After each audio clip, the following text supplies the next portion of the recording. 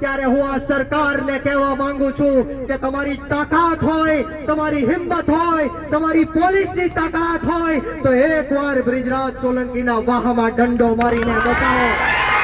તમારી પોલીસની તાકાત હોય, તમારી સરકારની તાકાત હોય તો એકવાર બ્રિજરાજ સોલંકીને જેલમાં પૂરીને બતાવો. તમામ વિડીયો એને અપલોડ થઈ જશે. જેને પણ વિડીયો જોતા હોય એમાંથી લઈ લેજો, પણ મહેરબાની કરી અત્યારે કોઈ ના કરશો.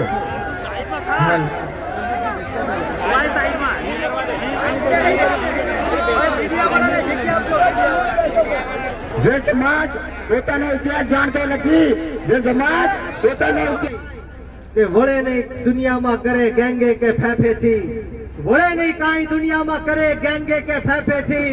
ઘડીક શણગાર મર્દોનો સજી લ્યો તો મજા આવે, અને મજા કાંઈક ઓર આવે દાંત કાયર વેશ મુકતો અને કદમ બે કાળની હવા ભરી. જાણતો નથી એ સમાજ ક્યારે પોતાનો ઇતિહાસ બનાવી શકતો નથી, ઇતિહાસ બનાવી શકતો નથી.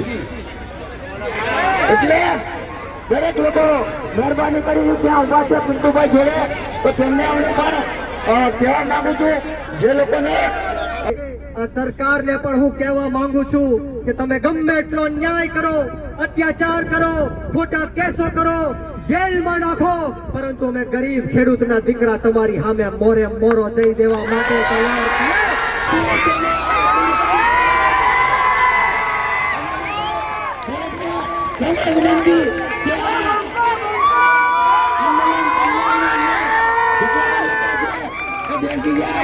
એમને મારી નમ્ર વિનંતી છે. અને જે કોઈ પણ સત્તામાં બેઠેલા નેતાઓ છે કાન ખોલીને સાંભળી લે કે રણ में जो हार मान ले वो वीर नहीं है,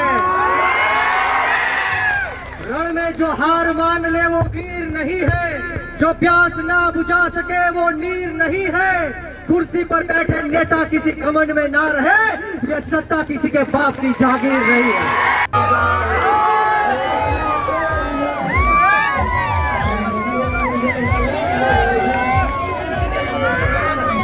ટાવરો ઉભા કરે તો ટાવર પણ પાડી દેજો. આ ખેતર આપણા બાપ દાદાની જાગીર છે. આપણું ભરણ પોષણ કરવા માટે આપણા બાપ દાદાઓએ આ ખેતર આપેલા છે, નહીં કે આ નેતાઓને હજારો કરોડો રૂપિયા કમાવા માટે આપો. કારણ કે અમને લડતમાં એક સાથ સહકાર સૌ પ્રથમ આગેવાન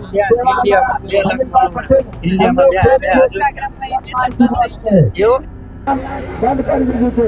ત્યારબાદ આપણી વચ્ચે कि बुज़दिल हम नहीं जो पीछे से वार करते हैं, बुज़दिल हम नहीं जो पीछे से वार करते हैं, अरे हम तो वो किसान हैं जो शेर को भी जगा के शिकार करते हैं.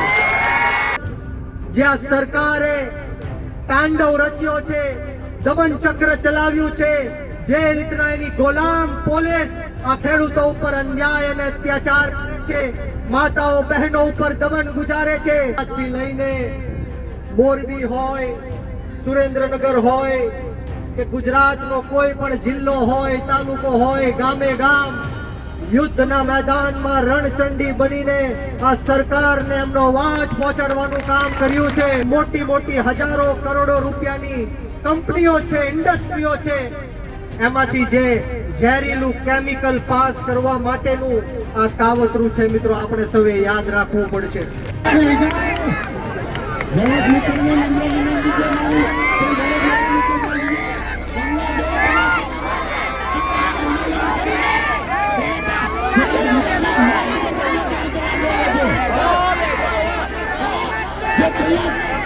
એ છે કે અમુક સત્તામાં બેઠેલા લોકોએ એમને એવું લાગે છે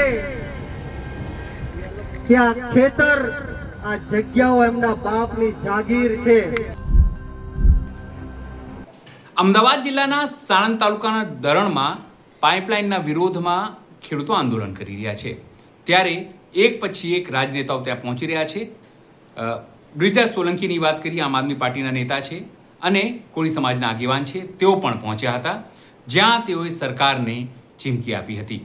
મહત્વપૂર્ણ બાબત એ છે કે બ્રિજરાજ સોલંકીએ ભાજપ સરકાર સામે તમામને એક થવાની વાત કહી અને ભાજપ સરકાર ઉદ્યોગપતિઓનું વધારે જુએ છે, જ્યારે ખેડૂતોનું, કમજોરોનું, ગરીબોનું, બેરોજગારોનું, મહિલાઓનું એ તમામ લોકોને નથી જોતી, અત્યાચાર કરે છે. આ બાબતે તેઓએ સરકારને સીધું પડકાર ફેંક્યો અને થાંભલાથી લઈને પાઇપલાઇન નાખવામાં જે રીતે દમન કરવામાં આવી રહ્યું છે, જે રીતે પોલીસનો દુરુપયોગ કરવામાં આવી રહ્યો છે, તમામ પ્રકારના ગંભીર આરોપો પણ તેઓએ લગાવ્યા હતા. નમસ્કાર, હું છું ચિંતામણી પુત્ર અનિલ પટેલ. સ્વાગત છે આપનું અમારા કાર્યક્રમમાં. આવો સાંભળીએ બ્રિજરાજ સોલંકીએ અહીં સંબોધનમાં શું કહ્યું.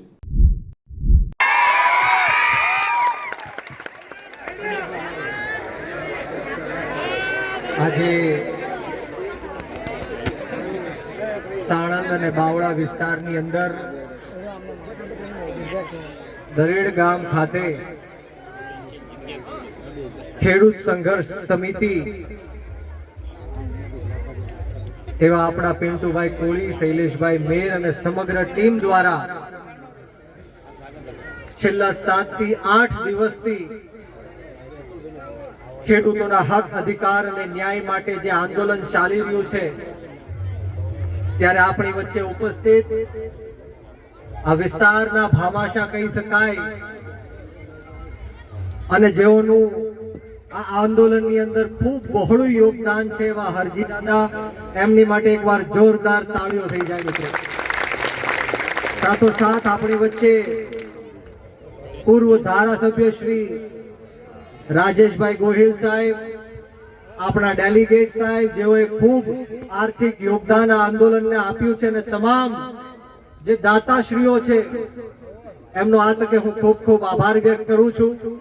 સાથોસાથ કુલદીપસિંહજી, અનિલભાઈ, માફ કરશો બધાના નામ નહીં લઈ શકું, તમામ મારા નામી અનામી મહેમાનશ્રીઓ, અને ખાસ કરીને જેઓએ સમગ્ર ગુજરાતની અંદર આ ખેડૂતોના મુદ્દાએ બોટાદથી લઈને મોરબી હોય, સુરેન્દ્રનગર હોય કે ગુજરાતનો કોઈ પણ જિલ્લો હોય, તાલુકો હોય, ગામે ગામ યુદ્ધના મેદાનમાં રણચંડી બનીને આ સરકારને એમનો અવાજ પહોંચાડવાનું કામ કર્યું છે એવા કાજલબેન સુવા માટે પણ એકવાર જોરદાર તાળીઓ થઈ જાય મિત્રો. અહીંયા ઉપસ્થિત ખરા તડકામાં દૂર દૂરથી પધારેલા મારા પિતા તુલ્ય વડીલો, મારી માતૃશક્તિ, ભાઈઓ, બહેનો, બાળકો અને ખાસ કરીને મારા સાવજો જેવા યુવાનો ઉપસ્થિત છે, ત્યારે હું બ્રિજરાજ સોલંકી આ ક્રાંતિની લડાઈમાં આપ સૌનું તહે દિલથી સ્વાગત કરું છું, આપનો ખૂબ ખૂબ આભાર વ્યક્ત કરું છું. દોસ્તો, વિશેષ વાતો નથી કરવી. આ લડાઈ ખેડૂતોના હક, અધિકાર અને ન્યાયની લડાઈ છે.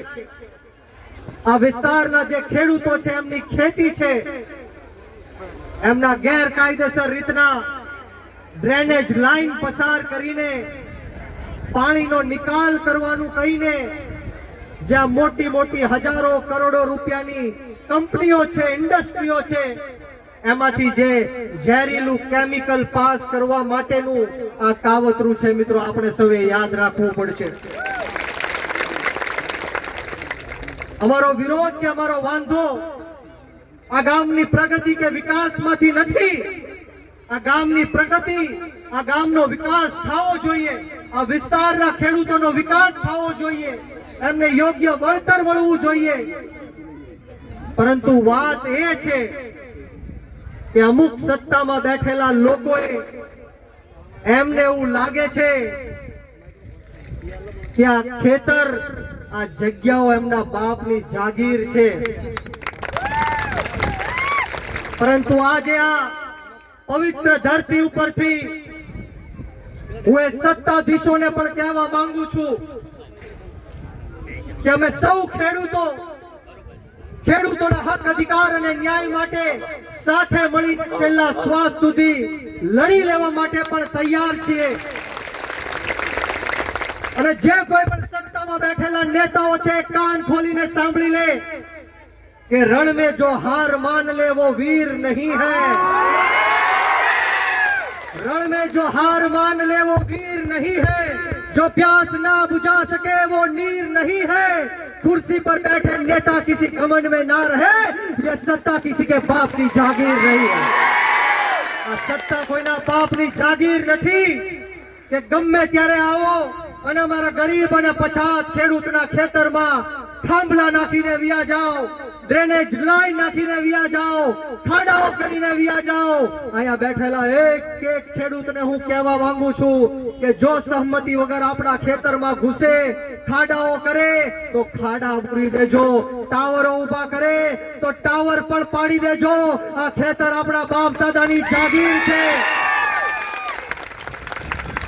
આપણું ભરણ પોષણ કરવા માટે આપણા બાપ દાદાઓએ આ ખેતર આપેલા છે, નહીં કે આ નેતાઓને હજારો કરોડો રૂપિયા કમાવા માટે આપેલા છે. અહીંયા બેઠેલા એક એક ખેડૂતને હું કહેવા માંગુ છું કે આપણી પરિસ્થિતિ આજે આ એટલા માટે થઈ છે કારણ કે જ્યારે જ્યારે કોઈ પૂછે કે તમે કયા સમાજના છો, ત્યારે આપણે કહીએ છીએ કે હું કોળી સમાજમાંથી આવું છું, હું પાટીદાર સમાજમાંથી આવું છું, હું ક્ષત્રિય સમાજમાંથી આવું છું, હું દલિત સમાજમાંથી આવું છું, હું માલધારી સમાજમાંથી આવું છું. પરંતુ આજે હું તમને કહેવા માંગુ છું કે જ્યારે તમને કોઈ પૂછે તમારો સમાજ કયો છે, તો ગર્વથી છાતી ઠોકીને કહેજો કે મારો સમાજ ખેડૂત સમાજ છે અને હું ખેડૂતનો દીકરો છું. ખેડૂતના દીકરા તરીકે આ લડાઈ આપણે લડવાની છે. કોઈ નાત જાતના વાડામાં આપણે પડવાનું નથી. હું તમને કહેવા માટે આવ્યો છું અને હુંકાર આપવા માટે પણ આવ્યો છું કે આપણે સૌએ એક થવું પડશે, સંગઠિત થવું પડશે.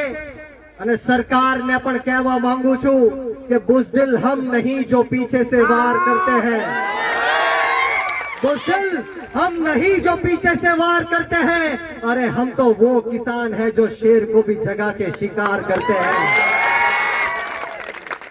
हमने नबળા દબાયેલા કચડાયેલા નહીં સમજતા.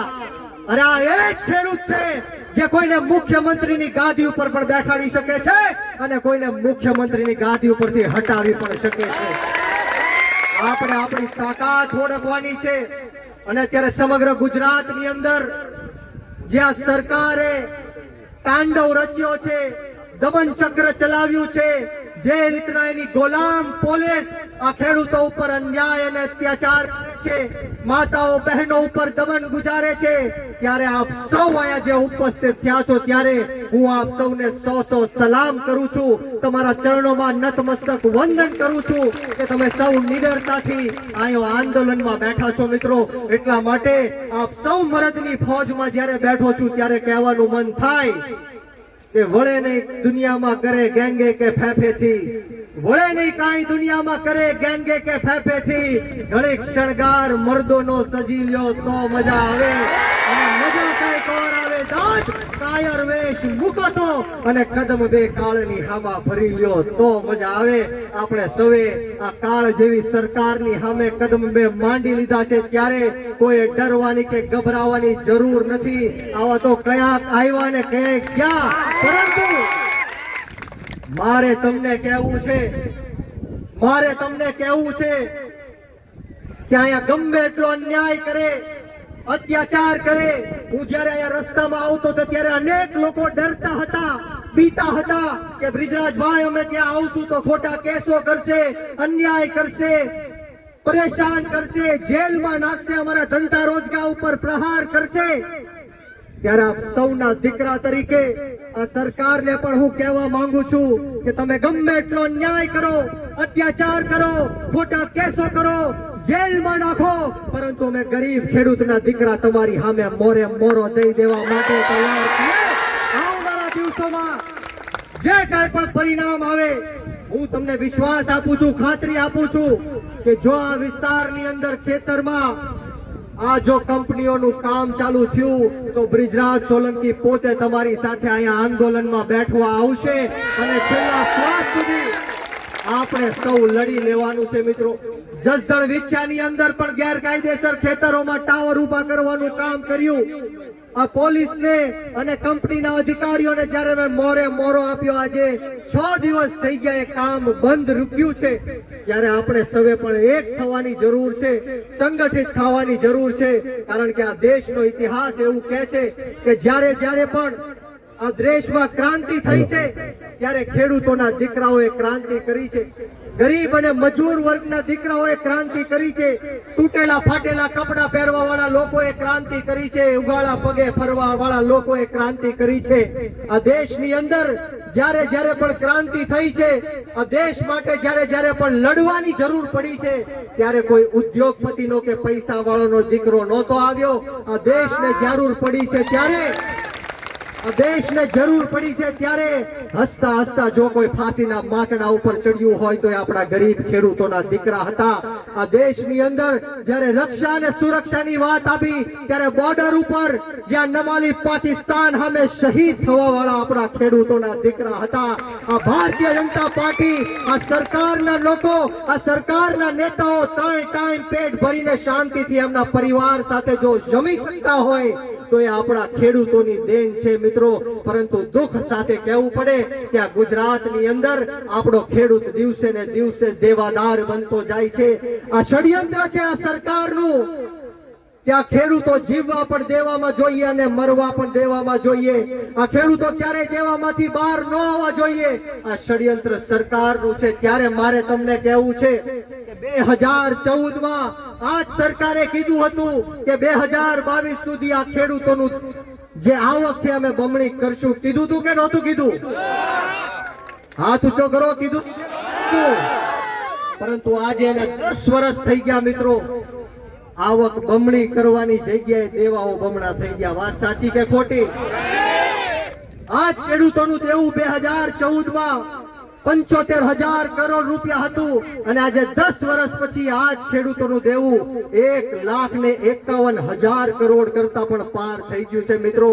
મારે તમને આજે કહેવું છે, મારે અહીંયા એક બેઠેલા યુવાનને કહેવું છે કે યુવાનો, ખેડૂતો માટે જાગો, ખેડૂતો માટે લડત લડો.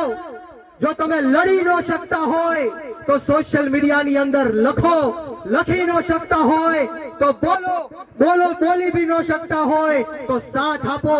અને જો સાથ પણ ન આપી શકતા હોય તો જે લડે છે, બોલે છે, લખે છે અને સાથ આપે છે એનું મનોબળ ક્યારેય તોડતા નહીં. કારણ કે આ જ લોકો છે જે આપણા હકની લડાઈ લડે છે મિત્રો. મારે તમને યાદ દેવડાવવું છે કે બોટાદની અંદર કડદાકાંડ થયો. ખેડૂતો ઉપર ટીયર ગેસના સેલો છોડવામાં આવ્યા, લાઠી ચાર્જ કરવામાં આવ્યો, લોહી લુહાણ ખેડૂતોને કરી દેવામાં આવ્યા. એ બધી વાત તો દૂર, પરંતુ ખેડૂતોના ઘરમાં ઘૂસીને માતાઓ બહેનોને જે માર્યો છે, દમન ગુજારવામાં આવ્યું છે, લોહી લુહાણ કરી દેવામાં આવી છે, હાથ પગ તોડી નાખવામાં આવ્યા છે. બોલો તમે એને ભૂલી જશો? બોલો ભૂલી જશો? જે રીતના સુરેન્દ્રનગરના કોંડ ગામ હોય કે મોરબીનું જેતપર ગામ હોય ત્યારે ખેડૂતોના ગળા સુધી આ પોલીસનો હાથ પહોંચી ગયો. નાના નાના બાળકોને ડિટેન કરવામાં આવ્યા, ખેડૂતોની માતાઓ બહેનો દીકરીઓ ઉપર લાઠી ચાર્જ કરવામાં આવ્યો. ત્યારે હું આ સરકારને કહેવા માંગુ છું કે તમારી તાકાત હોય, તમારી હિંમત હોય, તમારી પોલીસની તાકાત હોય તો એકવાર બ્રિજરાજ સોલંકીના વાહમાં દંડો મારીને બતાવો. તમારી પોલીસની તાકાત હોય, તમારી સરકારની તાકાત હોય તો એકવાર બ્રિજરાજ સોલંકીને જેલમાં પૂરીને બતાવો. તમારી પોલીસ અને સરકારની તાકાત હોય તો બ્રિજરાજ સોલંકીનો અવાજ બંધ કરીને બતાવો. આ અવાજ એક ખેડૂતના પુત્રનો અવાજ છે, આ અવાજ ગુજરાતના યુવાનનો અવાજ છે. અને આ અવાજ ત્યાં સુધી બંધ નહીં થાય, આ અવાજ ત્યાં સુધી બંધ નહીં થાય જ્યાં સુધી મારા ગુજરાતના 54 લાખ ખેડૂતોનું દેવું માફ કરવામાં નહીં આવે. ત્યાં સુધી કોઈના બાપની તાકાત નથી કે બ્રિજરાજ સોલંકીનો અવાજ બંધ કરી શકે. મારે વિશેષ વાતો નથી કરવી, પરંતુ ગમે ત્યારે પણ અડધી રાતના પણ જરૂર પડે ત્યારે એકવાર અજમાવીને જોજો. મારું કામ બોલવાનું નથી, મારું કામ ભાષણબાજીનું નથી, પરંતુ રણભૂમિના યુદ્ધના મેદાનમાં આ સરકાર હોય કે એની ગુલામ પોલીસ હોય એની સામે મૂછું ચડાવીને મોરે મોરો દેવાનો છે. તમે સૌએ સોશિયલ મીડિયાની અંદર જોયું કે એક વાર નહીં 50 વાર પોલીસે મને પકડીને પોલીસ સ્ટેશનમાં નાખી દીધો. આ હર્ષ સંઘવીએ ડ્રગ્સના મુદ્દાને લઈને હું જ્યારે વિરોધ કરતો હતો ત્યારે મને અંદર નાખી દીધો. પરંતુ આ લોકોની તેવડ નથી, આ લોકોની હિંમત નથી. આ ખુલ્લેઆમ બુટલેગરો ફરે છે, ખુલ્લેઆમ દારૂના અડ્ડાઓ ચાલે છે, ત્યાં જવાની તેવડ અને હિંમત નથી. આ દબાયેલા, કચડાયેલા, પછાત, ગરીબ, અશિક્ષિત અને વ્યસનોથી ઘેરાયેલા તમામ ખેડૂતો ઉપર અન્યાય અને અત્યાચાર કરે છે. ત્યારે મારે વિશેષ વાતો નથી કરવી. અમોને જે અહીંયા બોલાવીને માન સન્માન આપ્યું, બે શબ્દ બોલવાની તક આપી, તે બદલ તમામ આયોજક મિત્રોનો આ તકે હું ખૂબ ખૂબ આભાર વ્યક્ત કરું છું. ને આવો સાથ સહકાર અને પ્રેમ હંમેશ મળતો રહે એવી માતાજીના ચરણોમાં પ્રાર્થના સાથે આજે હું એક નારો બોલાવવા માંગીશ. તમામ લોકોને હું વિનંતી કરીશ કે એવો જોરદાર નારો બોલાવવાનો છે કે ગાંધીનગર નહીં પરંતુ આ અવાજ આપણો દિલ્હી સુધી પહોંચી જાય. હું અહીંથી કહીશ, લડેંગે. તમારે સવે બે હાથ ઉપર કરી મુઠ્ઠી વાળી અને તાકાતથી કહેવાનું છે કે જીતેંગે.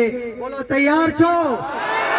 તો બે હાથ ઉપર કરો અને તાળી વગાડીને મને બોલો, બોલો લડેંગે, અરે લડેંગે, અરે લડેંગે, અરે લડેંગે, અરે લડેંગે, અરે લડેંગે. જય જવાન, જય જવાન, જય જવાન, જય જવાન. ખેડૂત એકતા જિંદાબાદ બોલવાનું છે. બોલો, ખેડૂત એકતા, ખેડૂત એકતા, ખેડૂત એકતા. લડેંગે, લડેંગે. ખૂબ ખૂબ આભાર. જય હિન્દ, જય ભારત, જય જય ગરવી ગુજરાત. ઇન્કલાબ જિંદાબાદ, ખેડૂત એકતા જિંદાબાદ. આભાર. બ્રિજા સોલંકીની વાત સાંભળીને આપણે શું લાગે છે જરૂરથી અમારા કોમેન્ટ બોક્સમાં કમેન્ટ કરજો. એ સિવાય અમારી યુટ્યુબ ચેનલ લાઈક કરો, સબસ્ક્રાઇબ કરો, બેલ આઇકન દબાવો. સાથે અમારા નવા ઇન્સ્ટા પેજ અને નવા ફેસબુક પેજને પણ તમે લાઈક કરો અને ફોલો કરો. અત્યારે માટે બસ આટલું જ. નમસ્કાર.